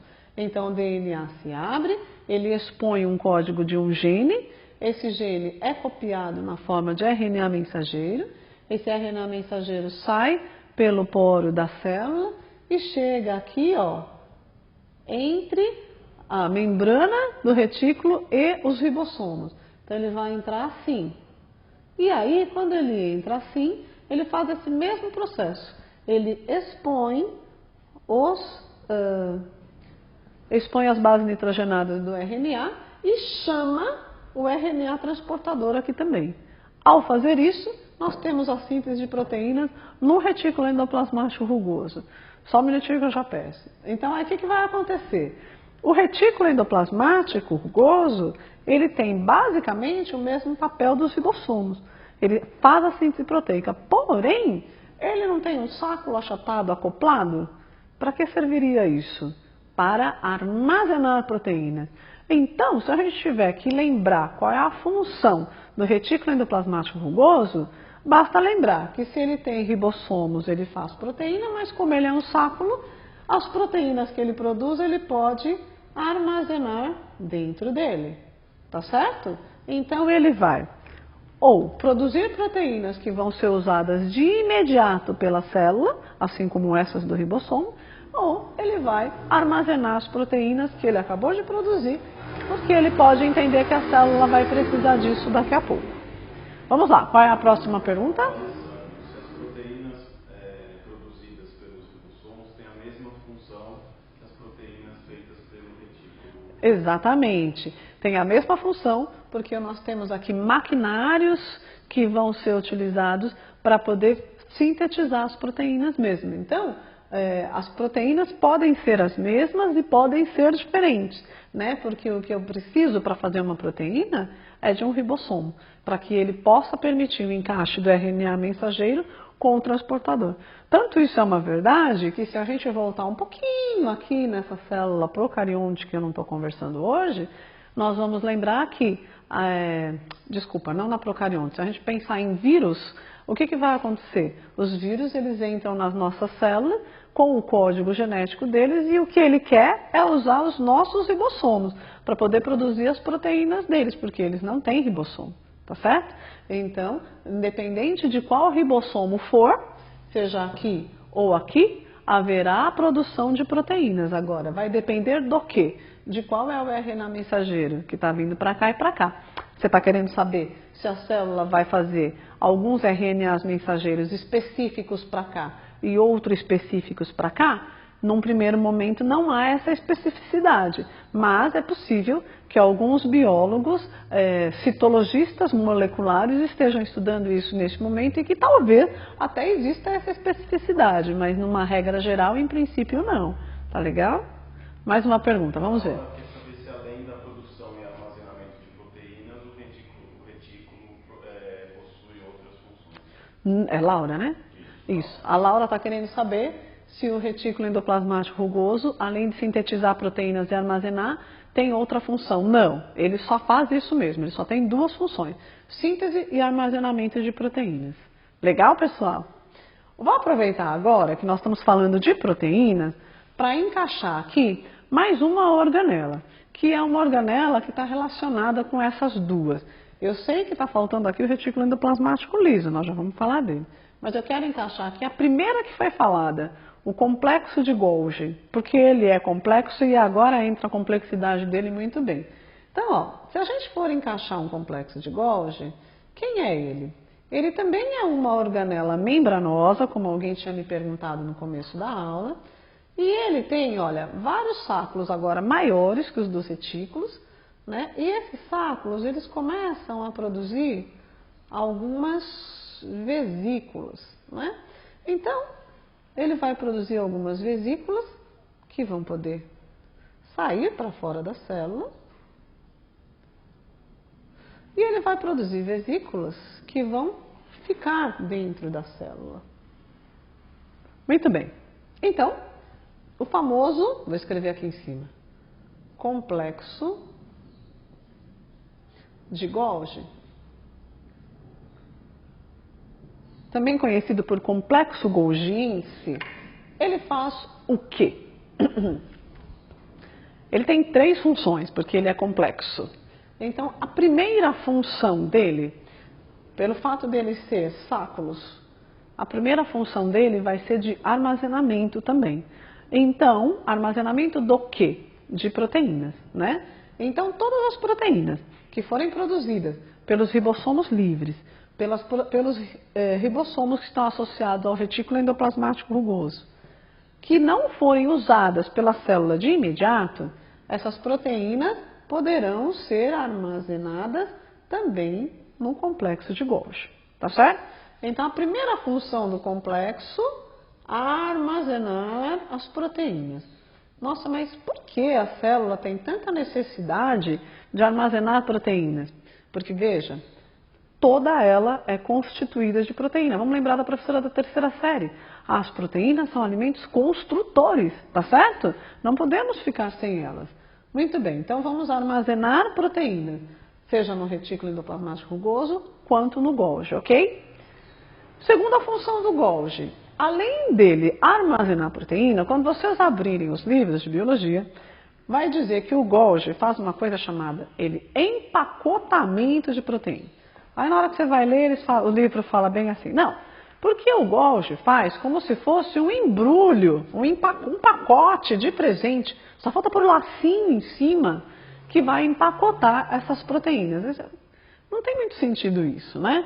Na verdade, o que acontece é que aqui dentro do complexo de Golgi, as nossas proteínas, que até agora são proteínas simples, elas vão se tornar complexas. E isso é o que chamamos de empacotamento. Então, olha só, aqui dentro do Golgi, ele quando armazena as proteínas, ele também chama para dentro dele alguns lipídios, por exemplo. E aí quando ele gruda, por exemplo, uma proteína com um lipídio, ele forma uma proteína complexa, que é uma lipoproteína. Quem é uma lipoproteína? É uma proteína do mesmo jeito, só que ela tem um lipídio associado. Isso vai fazer com que ela tenha outras funções diferentes dessas proteínas simples que estão sendo produzidas no ribossomo e no retículo endoplasmático rugoso, né? Então a gente tem uma proteína complexa. É possível que aqui dentro do Golgi a gente tenha, unindo as proteínas, por exemplo, uma glicose. E aí, então, eu vou ter uma glicoproteína, que também é uma proteína bastante complexa. Onde a gente vai usar essas proteínas? Essas proteínas também vão ter funções diferentes aqui na célula.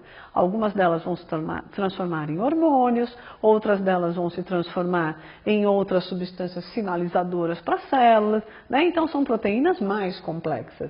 Muito bem, enfim, quando a gente tem essa função de agregar uma molécula na molécula de proteína, a gente diz que o complexo de Golgi está fazendo o que chamamos de empacotamento dessas proteínas. Ou seja, ele está tornando essas proteínas mais complexas, ok? Então, empacotar proteínas ou torná-las mais complexas é a segunda função do Golgi. Então, o complexo de Golgi até agora tem duas funções. Uma, armazenar proteínas, assim como faz o retículo endoplasmático rugoso. E segunda, empacotar proteínas, torná-las mais complexas, ou seja, grudar outras moléculas a elas. Eu só citei 2 exemplos, mas é possível grudar outros compostos a elas, tá certo? Muito bem. E a terceira função desse complexo de Golgi, qual seria? Seria assim, a gente vai ter que essas proteínas, elas também podem ser liberadas nessas vesículas de secreção. Então, a terceira função do Golgi pode ser liberar essas proteínas. Então, por exemplo, quando nós liberamos essas proteínas para fora da célula, essa liberação proteica pode significar, por exemplo, uma sinalização de um neurônio para o outro. Então, se essa célula fosse uma célula nervosa, um neurônio, e na frente dela tivesse um outro neurônio, essa substância, ou seja, essas proteínas complexas liberadas pelo Golgi, seriam um neurotransmissor, que vai passar a informação de um neurônio para o outro, e que vai fazer você pensar, ou não, dependendo de qual é o neurônio que está em ação. Se é um neurônio motor, se é um outro neurônio de qualquer outra parte do seu corpo. Por outro lado, dependendo de qual célula for, se essa célula aqui, por exemplo, for uma célula que está fazendo a sua glândula lacrimal, a secreção dela não vai ser um neurotransmissor, mas poderá ser uma lágrima.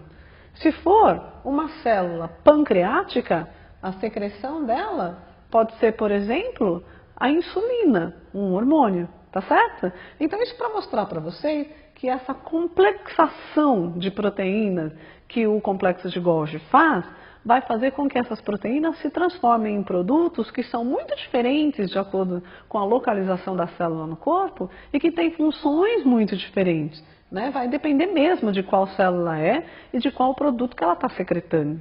Né? Porque o próprio pâncreas pode processar e liberar não só a insulina, como o glucagon, que são hormônios diferentes. Então, são o quê? Proteínas com complexações, né? Vamos dizer que essa palavra existe, né?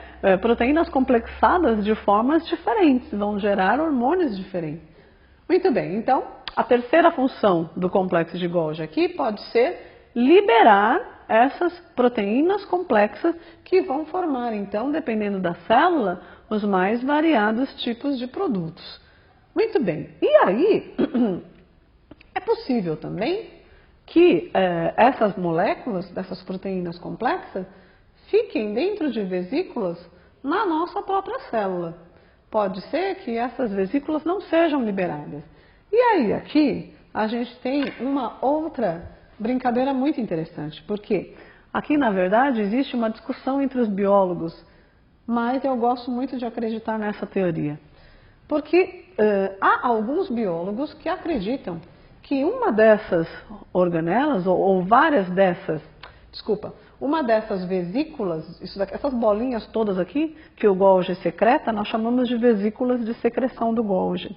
Né? E uma das teorias que a gente tem é que essas vesículas de secreção do Golgi vão ser as responsáveis por originar uma outra organela que nós temos aqui na célula, que é uma organela que vocês conhecem muito bem, chamada pelo nome de lisossomo.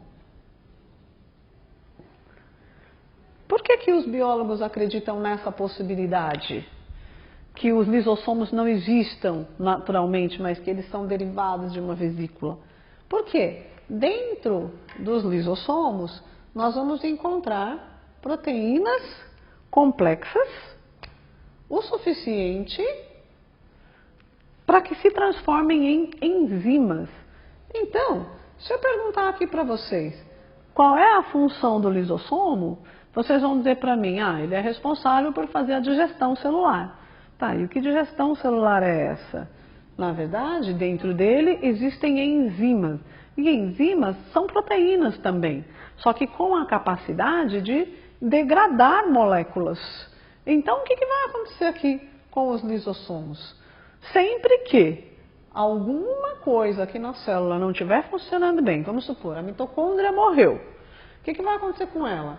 Ela vai ser direcionada para dentro de um lisossomo e o lisossomo vai usar essa enzima que tem dentro dele para decompô-la. Ela é formada do quê? Proteína, não é? Então ela vai ser degradada ali dentro até que suas proteínas vão ser liberadas para o citoplasma da célula. E aí a célula é ecológica muito antes de todos nós. Então ela vai reaproveitar todas as proteínas dessa organela para refazer outra coisa que a célula precisa aqui dentro, outra organela, outra estrutura, né? Da mesma maneira, se a nossa célula for invadida por uma bactéria, o que vai acontecer? O lisossomo também vai vir aqui, vai englobar essa bactéria, né? Vamos supor que ela entrou, vai englobar a bactéria e ele vai jogar essas enzimas do lisossomo nelas e vai decompô-la. Ao decompô-la, essas estruturas que construíam essa bactéria é construída do quê? Lipídios, proteínas, carboidratos, compostos orgânicos e inorgânicos, vitaminas e sais minerais. Muito bem. Tudo isso vai ser degradado pelo lisossomo, aí ele se rompe a sua própria membrana e libera esse conteúdo para que a célula possa reutilizar. Ele é extremamente ecológico, né? Então, a gente vai ter uma coisa que eu não enfatizei aqui, vamos voltar. A estrutura do lisossomo qual é? Ele também é uma organela membranosa. Ele também é formado por uma membrana e essa membrana, voltando, também tem esta composição. Ela é uma bicamada lipoproteica, né? E cuja função, já que ele tem essas enzimas aqui digestivas, vai ser decompor tudo isso. Qual era a composição do complexo de Golgi? Eu cheguei a dizer que ele era uma estrutura membranosa também, mas a gente precisa lembrar que todas essas membranas aqui também têm essa estrutura, tá certo? Então, a organela, ela é basicamente composta, a célula é basicamente composta por lipídios, proteínas, carboidratos, vitaminas e sais minerais. Vamos lá, pergunta. O Felipe está perguntando se as pontes de hidrogênio estão presentes na síntese proteica. Na síntese proteica? O Felipe está perguntando se as pontes de hidrogênio estão presentes na síntese proteica. Não. As pontes de hidrogênio estão aqui dentro, ó, Felipe. Nós estamos aqui, ó. As pontes de hidrogênio estão aqui, unindo as bases nitrogenadas. Tá? Então a gente tem duas fitas de DNA. O que une uma fita com a outra são as pontes de hidrogênio. Então não.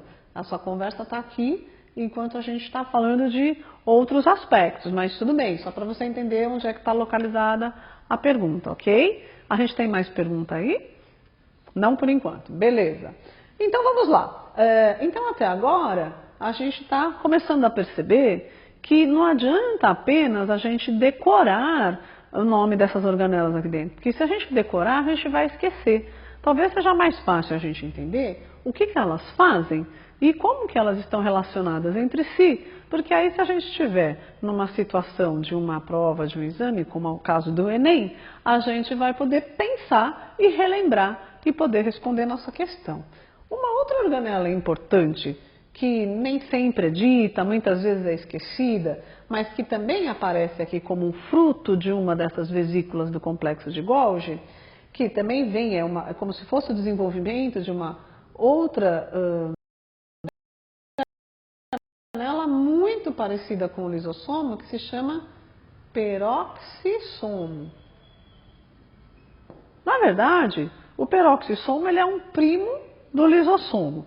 Então, assim, é a mesma coisa. Não deixa de ser uma organela também membranosa, com a membrana nessa estrutura, com a composição dele sendo, de novo, lipídios e proteínas, né? Então, ele vai ter aqui tanto as proteínas complexas sendo dentro dele, que são as enzimas, igualzinho o lisossomo. Até aqui. Com a seguinte diferença, que dentro do que chamamos de peroxisomo, a gente vai encontrar também água oxigenada. Então, a coisa funciona da seguinte forma. Algo invadiu a célula, porque essa membrana aqui, ó, é facilmente invadida, né? Então, algo invadiu a célula. O lisossomo vai tentar capturar isso e degradar. Se por um acaso ele não conseguir degradar, o que ele faz?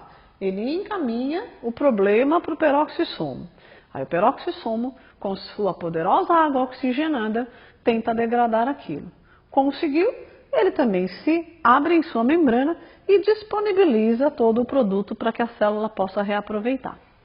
Mas vamos imaginar, assim como alguém me perguntou sobre o álcool, mas espera aí, vamos segurar aqui um pouquinho para ver a pergunta. O Daniel está perguntando se a bactéria chegar a alcançar o núcleo da célula, ela morre? Boa pergunta. A pergunta do Daniel é, se a bactéria chegar a alcançar o núcleo da célula, ela morre? A célula... Bom, se a bactéria chegar a alcançar aqui, causar um estrago e desorganizar todo o núcleo da célula, sim, a célula vai morrer, né? Aliás, isso é uma coisa que a gente também pode lembrar aqui, como o núcleo protege o material genético, né? Então, a gente tem uma barreira, que é a membrana plasmática por fora, todas as organelas no citoplasma, uma outra proteção ao material genético, que é a membrana nuclear, e ele, vamos lembrar que também está protegido por proteínas aqui dentro, né? Mas, se por um acaso a bactéria conseguir atravessar tudo isso, é possível que ela morra sim, porque ela vai perder a sua capacidade de expor o seu DNA para refazer suas proteínas, então ela não vai conseguir sobreviver.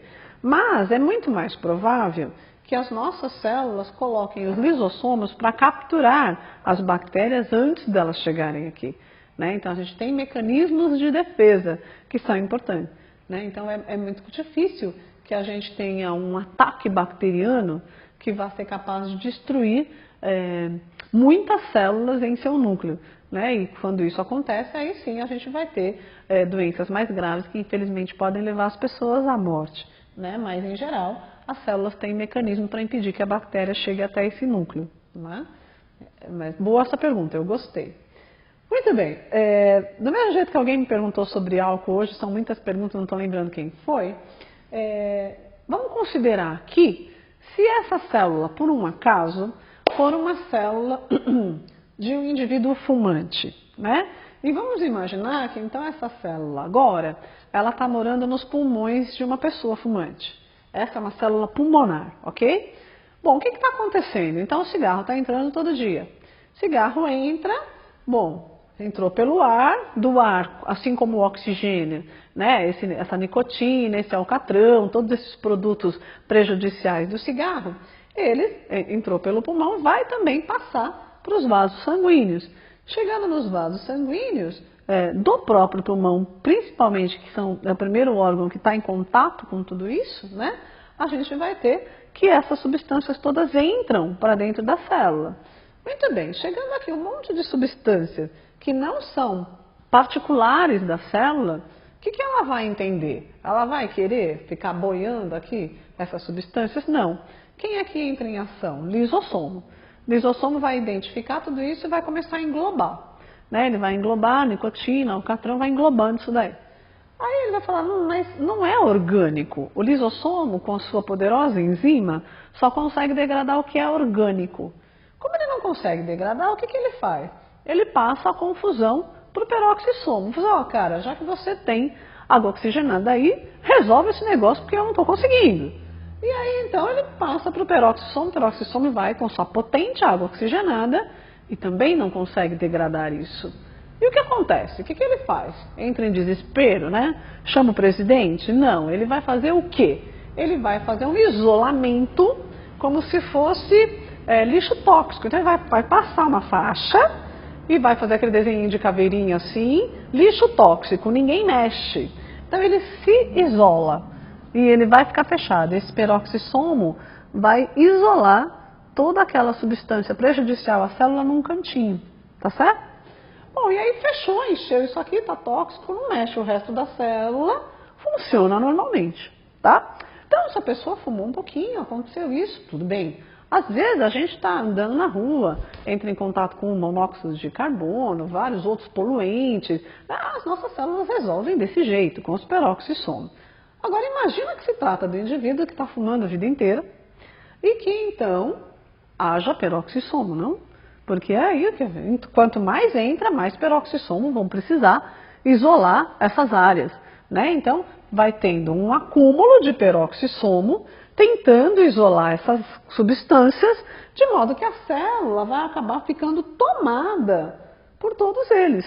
E aí não haverá mais espaço para que a célula consiga fazer suas outras funções. E aí sim a gente vai ter, na visão macroscópica da peça anatômica do pulmão, você vai ver ele todo preto. Por quê? Porque ele vai ter depósitos dessa nicotina toda. Muito bem, e na verdade, se a gente fosse olhar microscopicamente, a gente veria o quê? Que essas células pulmonares estão lotadas de peroxissomos tentando segurar tudo isso e que o resto das organelas ficam sem espaço para funcionar, né? Então, por isso que é tão letal para ela, né? É isso que nós estamos falando de célula pulmonar, mas todas as células do nosso corpo também vão receber essas substâncias tóxicas, porque afinal cai na corrente sanguínea, assim como oxigênio e nutrientes, tá certo? Muito bem, que mais organela está faltando aqui para a gente então? Vamos lá, mitocôndria, ribossomo, retículo endoplasmático rugoso, falta retículo endoplasmático liso, não é isso? Então vamos lá, faltando pouco agora, minha gente. Então o retículo endoplasmático liso, eu vou desenhar eles aqui, ó. Então vou desenhar 1, 2, vai. 3 retículos endoplasmáticos lisos.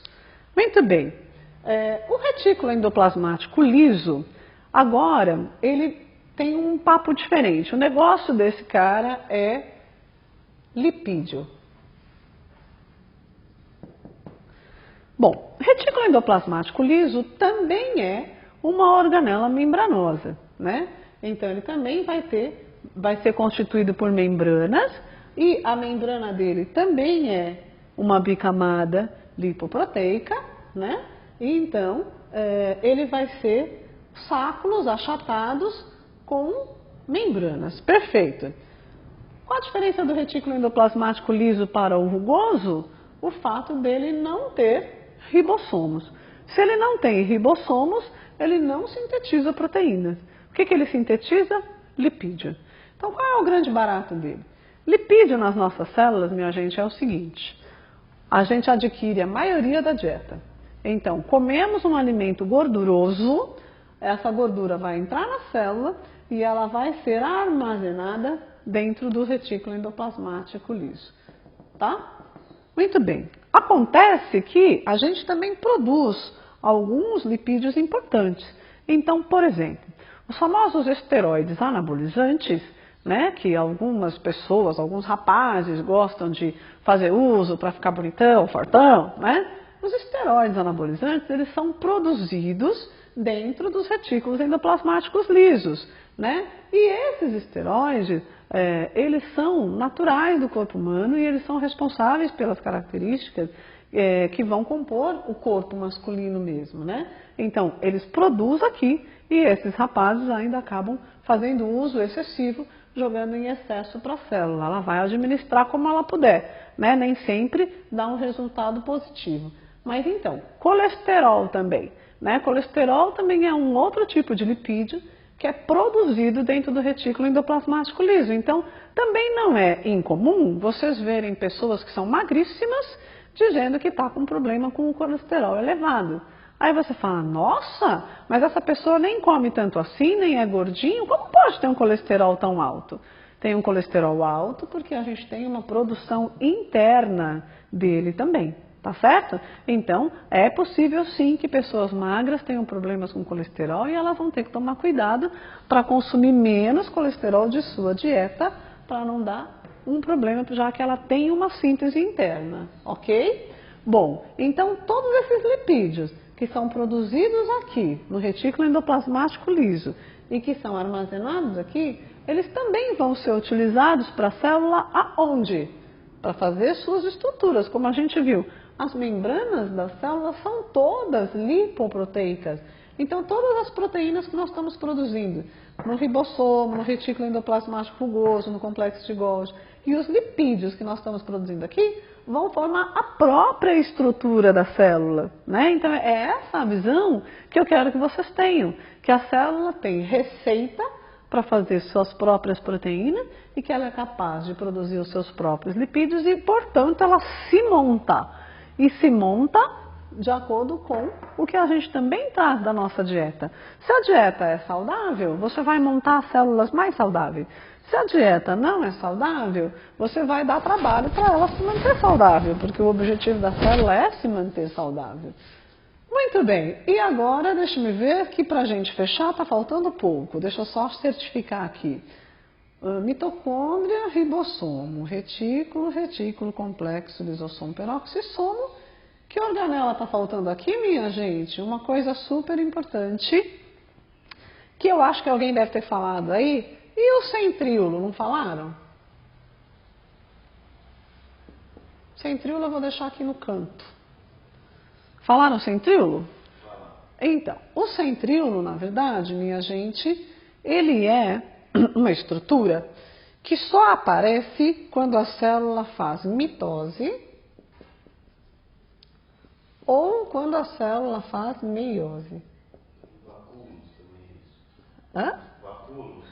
Vacúolo não. Vacúolo a gente vai ter nas células vegetais. Nós estamos falando das células animais. Tá, pessoal? Vacúolo nas células vegetais. Mas vamos lá. O centríolo a gente vai ter aparecendo só quando a célula estiver fazendo mitose ou meiose. Nesse caso aqui, nós estamos na intérfase. E aqui a gente tem um problema seríssimo, que eu não sei como vocês vão resolver isso, porque os livros de biologia do colégio, do ensino médio, todos os livros trazem os centríolos como uma organela presente na célula eucarionte animal, né? Tanto que eles vão costumar aparecer desenhados uma coisa mais ou menos assim, tá certo? E vamos chamar isso de centríolo. Porém, a novidade que eu tenho para vocês é que isso está errado. E aí, como é que vocês vão resolver isso com o professor de vocês? Eu não sei. E muito menos com o Enem. Mas o fato é que não existe centríolos na célula interfásica. Os centríolos só vão aparecer quando a célula fizer mitose e meiose, porque a função deles qual é? Justamente separar os cromossomos, para que não vá cromossomos a mais nem a menos para as células filhas. Então, essa célula está separando cromossomos nesse momento? Não. Centríolo tem função nesse momento? Não. Então, o que acontece com o centríolo? Ele existe de uma outra forma, organizado de uma outra maneira. Eu gosto de dizer que é como se ele fosse aquele ganchinho assim, ó, que tem aqui assim, ó, no pulso do Homem-Aranha, que ele solta a sua teia. É como se o centríolo fosse aquilo. Por quê? Porque nessa fase, o centríolo ele se apresenta como uma enorme teia de aranha no interior da célula. E aí agora a gente termina de bagunçar de vez esse desenho aqui. Tá certo? E esse centríolo, na verdade, aqui na célula interfásica, ele recebe um outro nome. Ele chama-se citoesqueleto. Ok? E o citoesqueleto, ele é como se fosse o próprio centríolo mesmo, só que esticado, com vários fios espalhados pela célula toda. E ele vai ter aqui duas funções importantíssimas. Então, a primeira vai ser justamente, ó, citoesqueleto. Cito é célula, esqueleto é o esqueleto da célula. Então, a primeira função vai ser o quê? Colocar cada organela no seu lugar. Porque não é porque você dá uma cambalhota ou pula de bungee jump que as organelas chacoalham aqui dentro.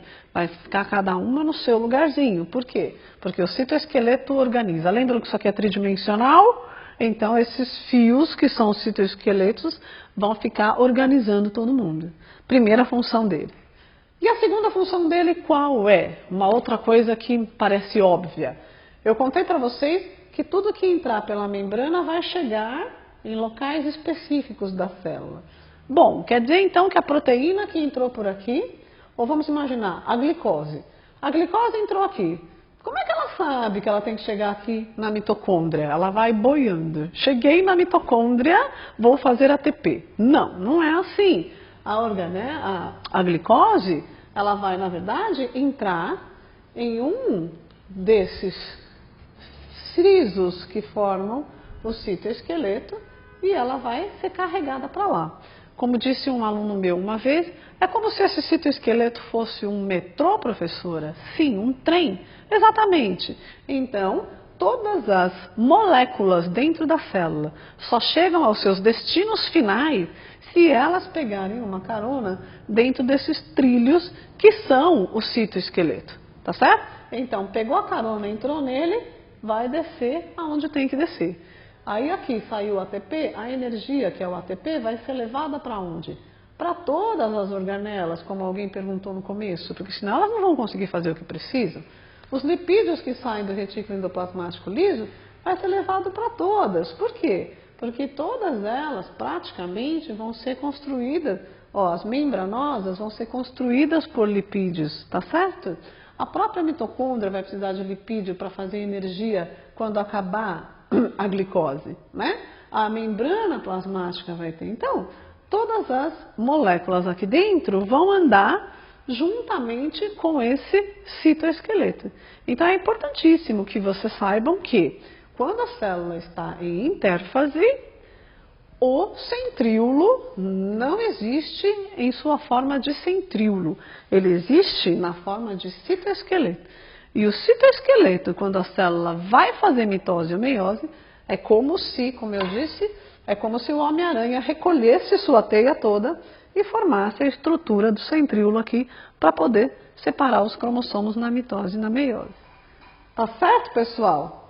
A gente tem mais alguma dúvida? Porque, na verdade, a gente está encerrando o conteúdo da nossa aula por aqui hoje. Então, só quero saber se tem mais alguma dúvida ou se a gente vai se encontrar depois. Vamos ver.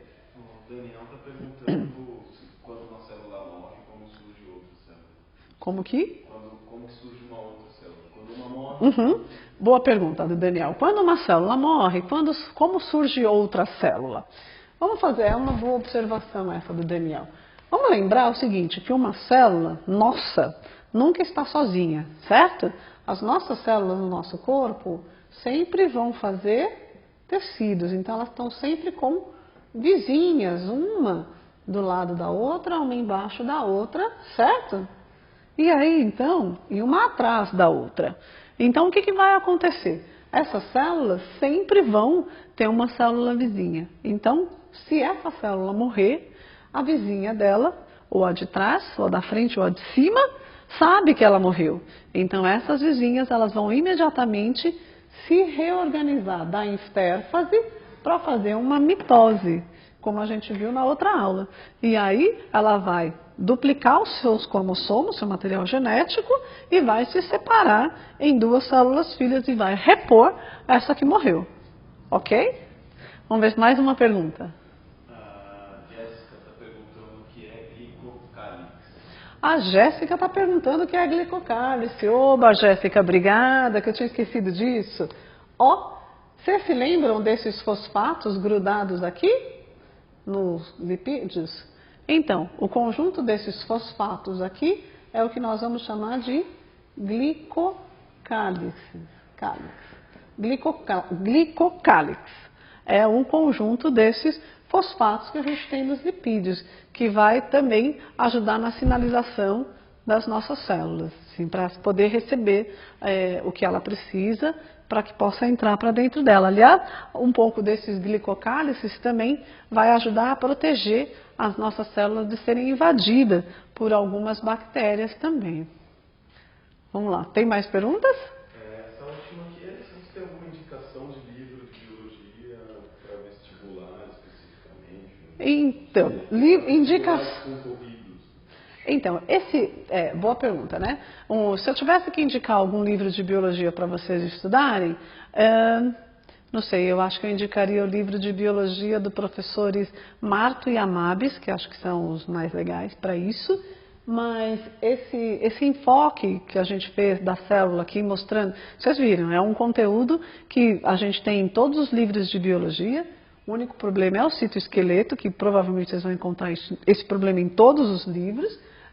E, na verdade, o que eu quis fazer é mostrar para vocês um jeito diferente que, sinceramente, eu só vejo em livros de citologia e da pós-graduação. Então, o que eu fiz foi traduzir em uma linguagem mais simples um conteúdo que eu só vi em livro de pós-graduação.